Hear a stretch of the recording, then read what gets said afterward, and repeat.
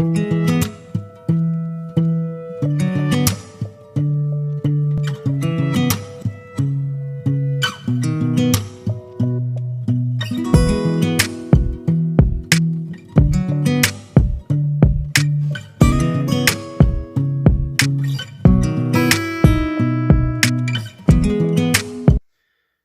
vamos a hablar de la denominación de origen calificada priorato o priorat en catalán. Una pequeña denominación de origen que produce en su media los vinos más internacionales, la gran parte de ellos salen a exportación, los vinos de precio medio más caros y vinos singulares y de gran calidad. Una denominación que su historia reciente, pues bien podría ser un magnífico guión de película, porque tiene realmente una historia interesante que contar. En el vídeo de hoy vamos a entender sus vinos y la región del Priorato y vamos a catar dos vinos, uno blanco y otro tinto, que recomiendo por su buena relación calidad-precio de esa región.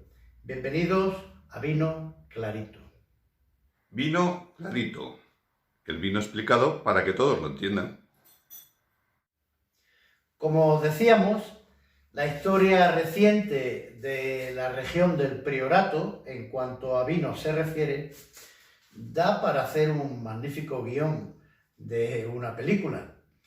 En los años 80, imaginaros que nuestra historia comienza pues con la visión de una región muy pobre, muy deprimida, está prácticamente despoblada, todos los jóvenes se marchan a las ciudades a trabajar en la industria o a estudiar o a buscar su futuro, su porvenir, y en la región pues se sobrevive haciendo una agricultura heroica porque son zonas muy pobres, muy secas, un terreno muy duro, con unas grandes pendientes, donde no se puede practicar no se pueden emplear máquinas. Es muy difícil hacer una agricultura que no sea encorvando la espalda. Pues en esa situación de zona deprimida, pues llegan a la zona 5 forasteros de origen diferente que comparten una visión. Y la visión es, en aquella zona deprimida donde se hace prácticamente vino a granel, donde hay 4 bodegas que venden vino a precios baratos, pues ellos tienen la visión de que de allí se puede hacer un fantástico vino. Las uvas tradicionales son la garnacha tinta, algo de garnacha peluda y la cariñena, que se llama también en la zona samsó y también se llama mazuelo, esa uva. Pues estos 5 magníficos ven de que hay aptitudes de viñedos muy viejos, con rendimientos muy bajos, que si se trabajan adecuadamente, pues se puede hacer un magnífico vino. Ponen toda su ilusión, todo su esfuerzo, lo ponen en común y en pocos años consiguen unos éxitos fantásticos, como ninguno de ellos podía tener en sus mejores sueños. En poco tiempo, en 2, 3, 4 años, se alcanzan las mayores puntuaciones que nunca se han dado para un vino español y sus vinos prácticamente se los quitan de las manos. Hay distribuidores de vino que quieren comprar la cosecha entera y se lanza al estrellato la región deprimida, se convierte en una de las regiones más famosas y con los vinos de media más caros de España, con lo cual el final de la película es, pues como no puede ser de otra manera, un final ilusionantemente feliz. Como ya he dicho, el Priorato tenía un panorama desolador en los años 80.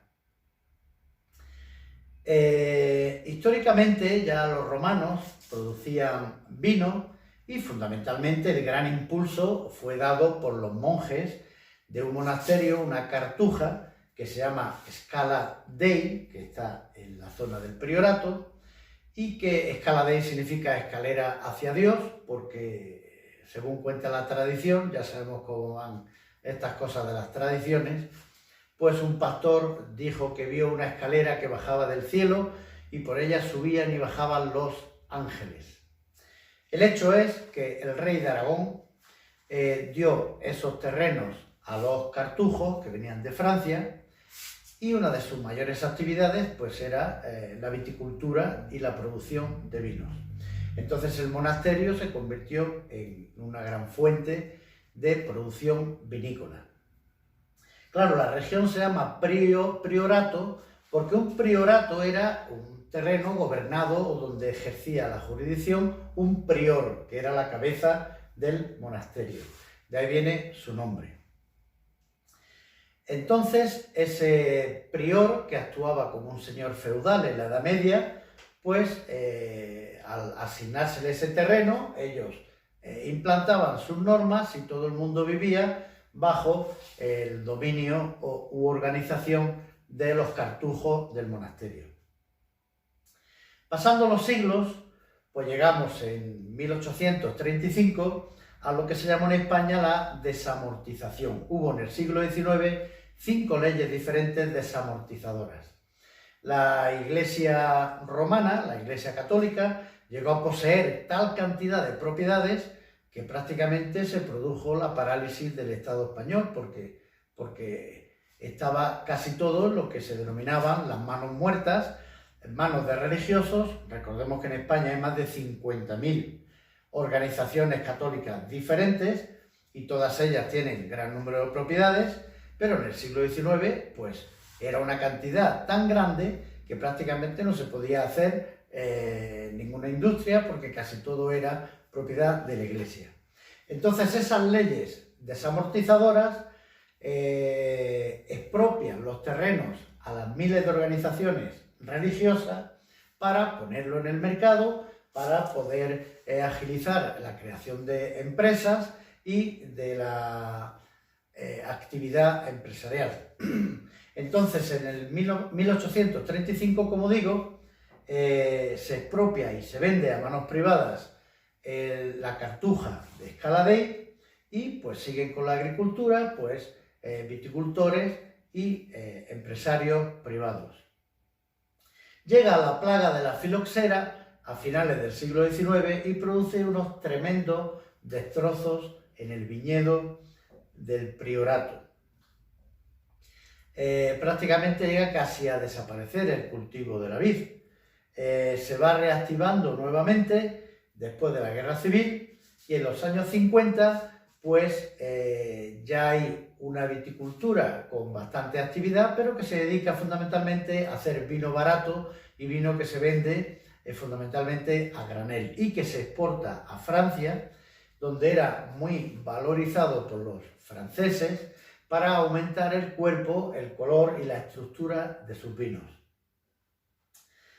Nace la denominación de origen en los años 50, pero no llegaba a ser más que una zona productora de vinos no de gran calidad, no muy demandados y no reconocidos. En los años 80, como ya he contado en mi guión de la película, es cuando se produce la gran explosión, a finales de los años 80. Todo comienza con un enólogo que se llama René Barbier. Su abuelo fue el que fundó en el Penedès, en otra región catalana, más al norte, la famosa bodega René Barbier. Y la familia tuvo por aquellos tiempos unos vientos contrarios, unos tiempos negativos en cuanto a la economía, y René Barbier pues tuvo que ponerse a trabajar, buscarse la vida, y empezó a trabajar para la bodega Palacio Remondo en La Rioja, distribuyendo y vendiendo vinos con su propio vehículo. Allí conoció al que luego sería el gran enólogo afamado internacionalmente, Álvaro Palacios, y empezó a meterle su visión de que el priorato y sus características pues eran las idóneas para producir un gran vino de calidad. René Barbier era enólogo, había estudiado en Francia, Álvaro Palacios, por supuesto, también enólogo, y los dos empiezan a creer en el sueño de que aquella tierra que produce vino barato y vino a granel fundamentalmente, pues puede dar grandes vinos. Empiezan a contactar con más gente que asimismo están enamorados de la zona, van a residir allí, como por ejemplo José Luis Pérez, que era profesor de biología en un instituto de la zona, o por ejemplo Dafne Glorian, que era suiza, era abogada, pero se enamoró también de la zona, y otra enamorada del vino. Su marido era importador de vinos para Estados Unidos, y un periodista que se llama, Carles Pastrana. Entonces, esas 5 personas comparten el sueño y la ilusión de producir un gran vino, en una zona donde hasta entonces no había ningún gran vino. René Barbier, que era el motor de este grupo de 5, al parecer eran 6, pero parece ser que el sexto se descolgó al final y quedaron estos 5 que en la zona fundamentalmente le llaman los 5 magníficos, porque son los que han causado el gran despegue económico y enológico del priorato. Pues René Barbier les propuso un plan con unas reglas de juego muy claras. Cada uno de los participantes, cada uno de los 5, debería de comprar un viñedo, debería de contribuir a hacer una bodega en común donde los 5 iban a producir un único vino. Ese vino había que comercializarlo a un precio muy caro porque los rendimientos eran muy bajos en los viñedos y la viticultura y la enología iba enfocada a producir un vino de gran calidad, con lo cual iba a tener un costo grande. En aquel tiempo, a finales de los años 80, ellos hablaban de vender su vino a 1.500 pesetas, cuando en la zona el precio de los vinos del priorato entonces era 45 pesetas. O sea, hablaba de vender a un precio 30 veces por encima del precio medio de la zona. Y otra condición que les proponía era que hacían un único vino en la bodega común, pero se repartirían el vino y cada uno de los 5 iba a comercializar su marca diferente y allá con la comercialización cada uno. El nombre del vino tenía que empezar por Clos, escrito Clos. Clos es una palabra francesa que se usa fundamentalmente en la Borgoña y significa algo así como un cercado, un cerrado, una zona acotada donde se produce fundamentalmente vino. Pues los 5 vinos de cada uno de ellos empezarían por Clos, pero cada uno pondría su nombre diferente.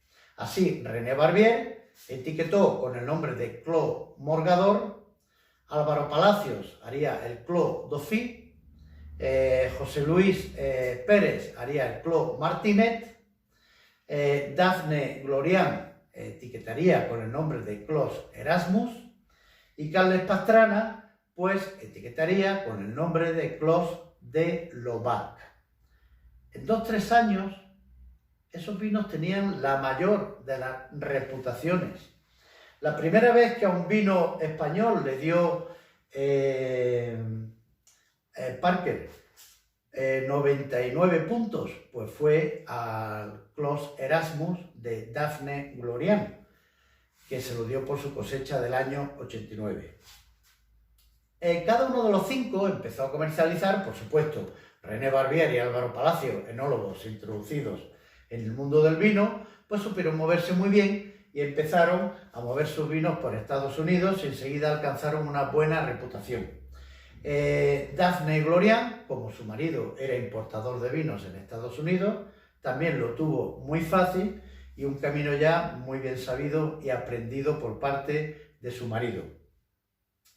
El profesor José Luis Pérez pues, lo tuvo un poco más difícil, anduvo recorriendo España vendiendo sus vinos, pero al final, y también empujado por la locomotora del resto de las 5 marcas que eran muy exitosas, pues al final acabó vendiendo fantásticamente sus vinos. Y el periodista Carles Pastrana pues se movió fundamentalmente por Francia y por Europa, pero todos ellos, las 5 marcas, más con mayor o menor velocidad, pues tuvieron una gran trascendencia, un gran reconocimiento y un éxito fantástico. ¿Dónde estriba el secreto del Priorato?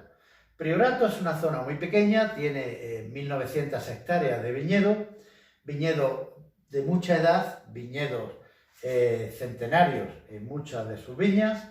Las uvas fundamentales son, como ya he dicho, la garnacha tinta, algo de garnacha peluda, y la cariñena, que también se llama sansó o mazuelo, pero estos jóvenes, entonces jóvenes ya, pues tienen mi edad aproximadamente, pues empezaron a introducir también alguna variedad francesa para mezclar con las variedades autóctonas o típicas del Priorato. Así introdujeron la Cabernet Franc, la Cabernet Sauvignon, la Merlot y la Syrah.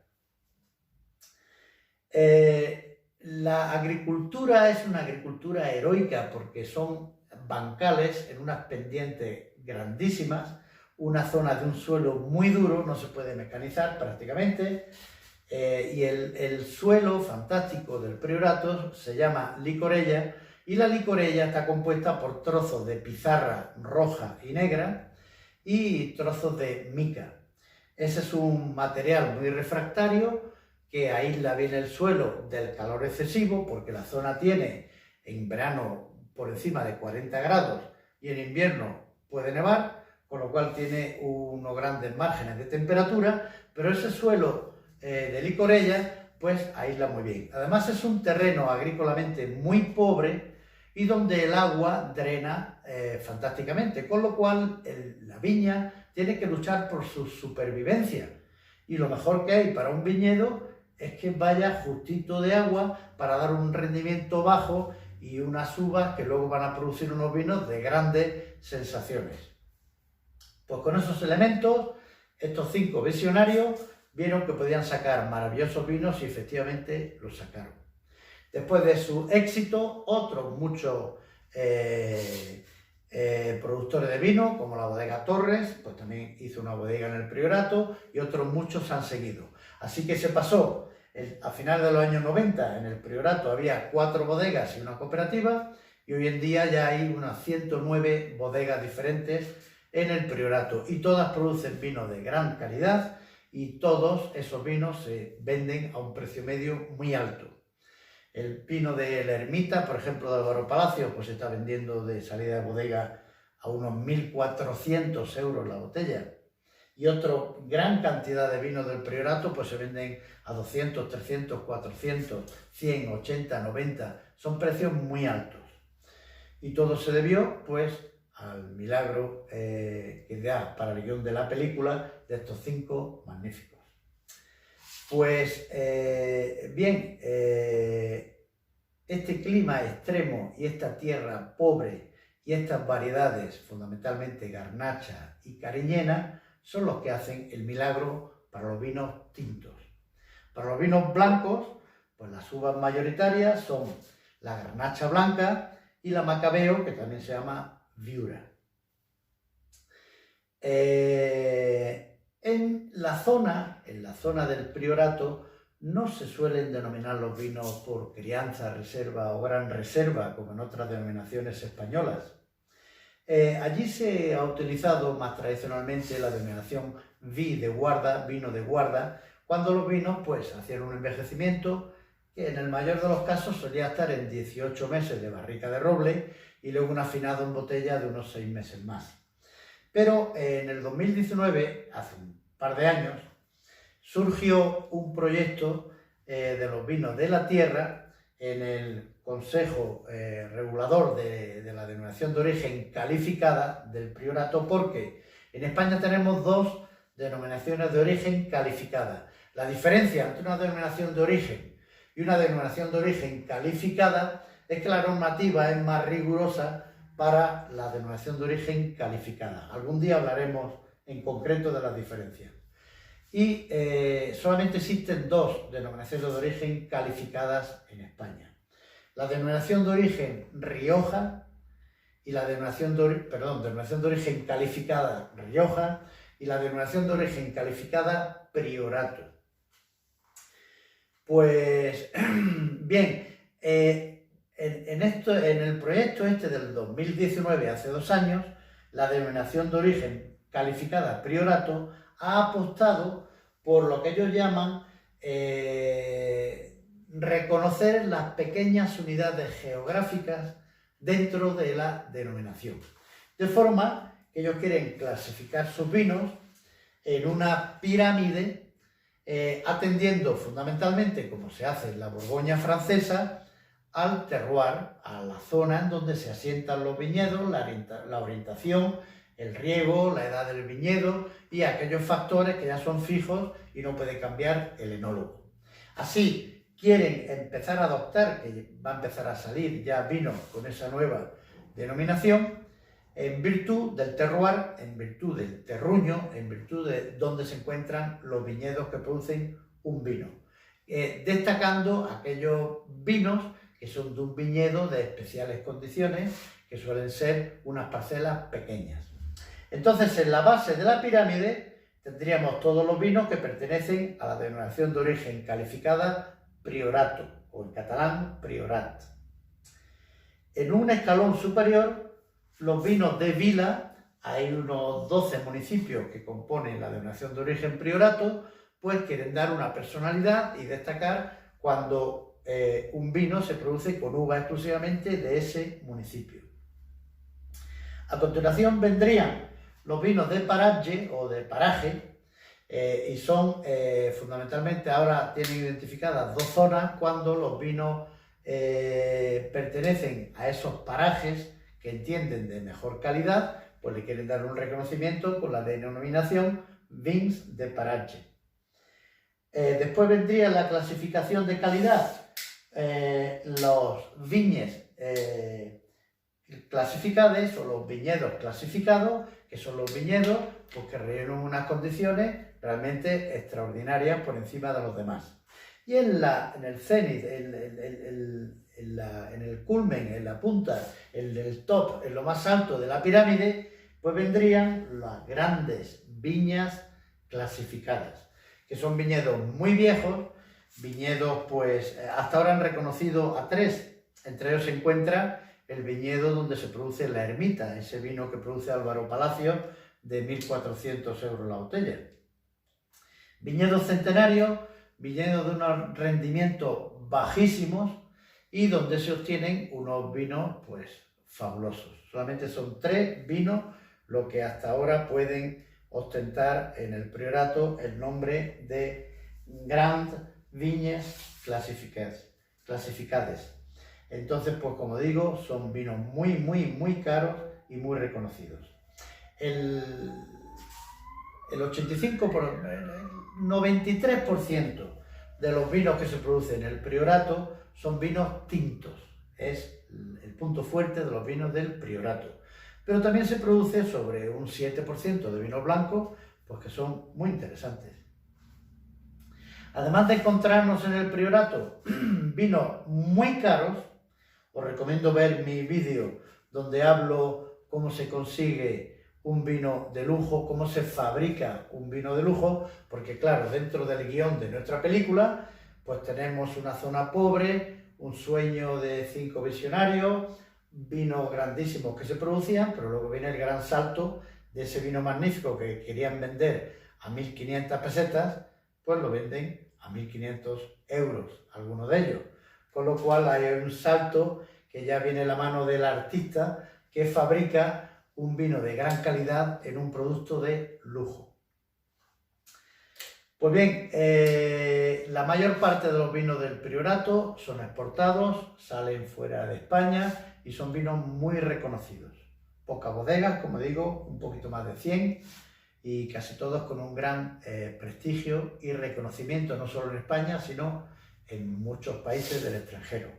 Hoy en día decir Priorato, en el mundo de los entendidos de vino, pues es decir, un producto de una gran zona y un producto de reconocido prestigio.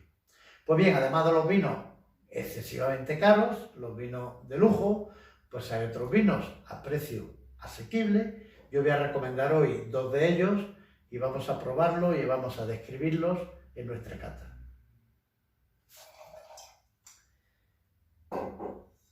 Bien, vamos con nuestra prueba.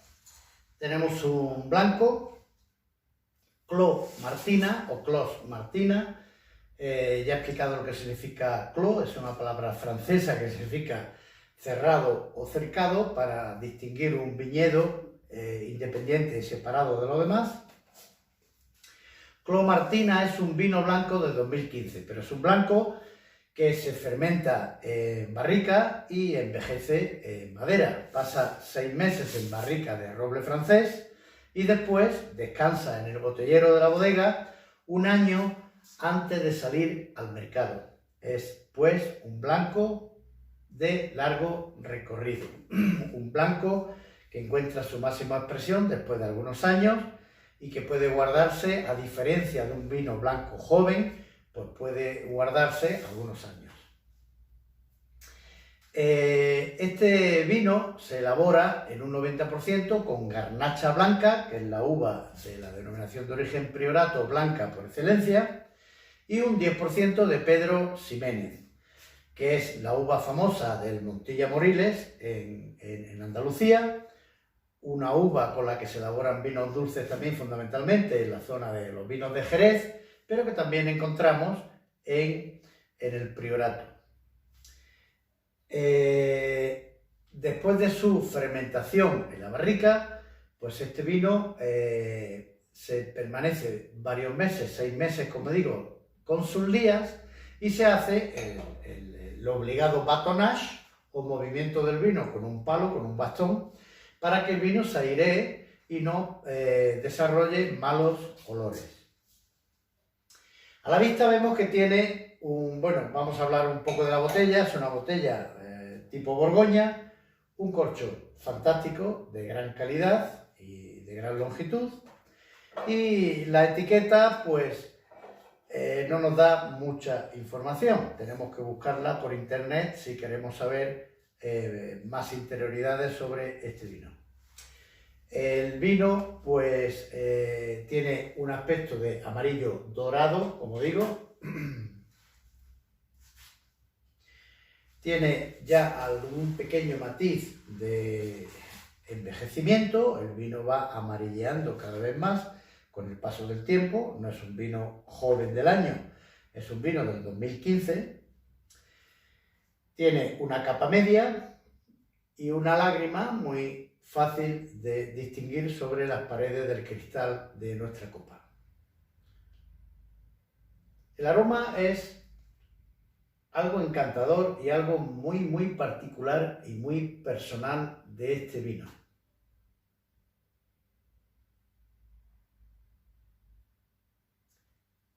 Destaca sobre todo unas notas de tonos tostados, que sin duda le dará su envejecimiento en madera. También tiene un marcado tono de fruto seco. Fruto seco que yo diría que recuerda a la avellana. También tiene un toque de manzana, frutal, pero es un vino y también un toque a especias. Es un vino que tiene un aroma muy complejo. Especias, frutos secos, avellana, manzana. Un aroma que a mí particularmente me encanta. Este vino, la revista Decanter le ha otorgado 96 puntos. Estamos ante un vino de una relación calidad-precio fantástica, porque es un vino que cuesta en el mercado 15 euros. Y como siempre os diré dónde se puede adquirir. El viñedo que elabora este vino es un viñedo pequeño de 7 hectáreas, por lo cual la producción no es muy grande. Son 6.000 botellas las que se elaboran cada año aproximadamente. Vamos a la boca. Bueno, el aroma, por supuesto, es limpio e intenso.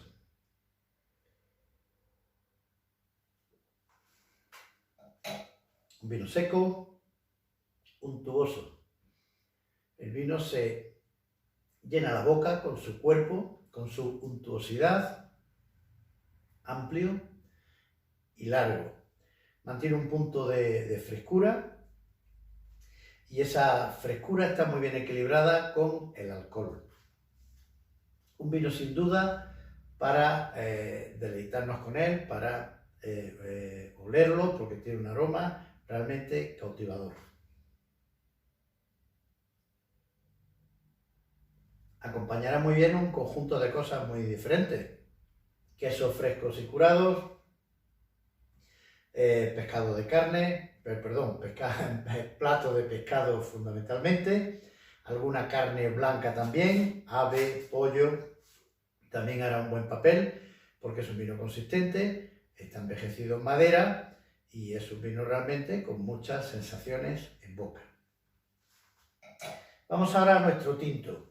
Nuestro tinto, el nombre, que es aparentemente un poco extraño, GR174, es el nombre que tiene un sendero por el que la gente pasea y que recorre el Priorato. Este vino está elaborado con un montón de uvas diferentes. Fundamentalmente es Garnacha Tinta, que es también la uva autóctona del Priorato, la uva no autóctona, sino la uva principal del Priorato.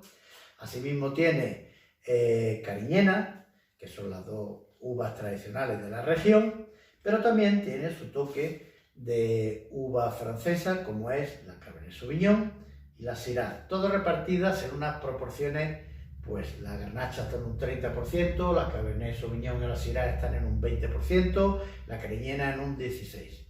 Y luego algún toque también, por si no tuviéramos bastantes uvas, de Merlot, de Cabernet Franc y de la Hull de Lebre, que no es otra que nuestra Tempranillo, que está repartida por toda la península ibérica. La Tempranillo en Cataluña se llama Hull de Lebre.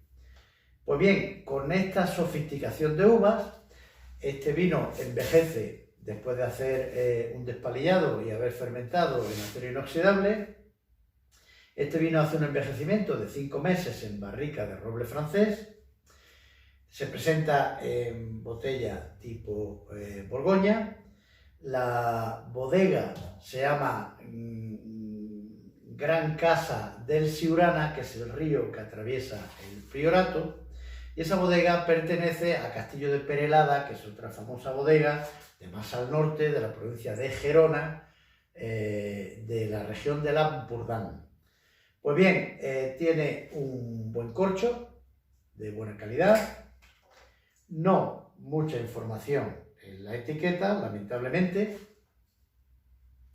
El vino presenta un rojo cereza con poca oxidación. Estamos hablando de la cosecha del 2020, un vino recién aparecido en el mercado. Tiene una lágrima evidente, fácil de ver. El aroma es también muy personal, no muy corriente en los vinos que nos vamos encontrando. Recuerda a frutos rojos, pero también recuerda un toque de eucalipto, de balsámico y de cuero, que le da sin duda, junto con algo de especias, pues su envejecimiento en barrica.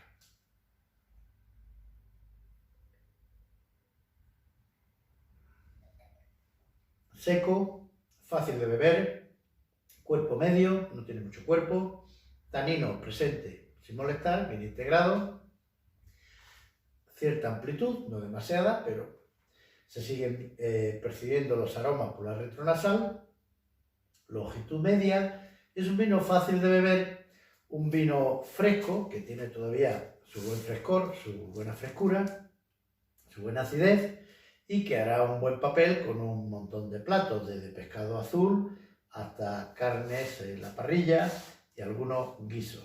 Donde haya grasa, pues esta acidez se integrará bien con la grasa de la comida.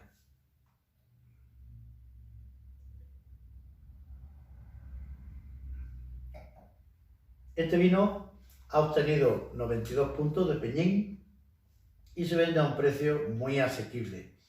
Estamos hablando de un vino de 11 euros.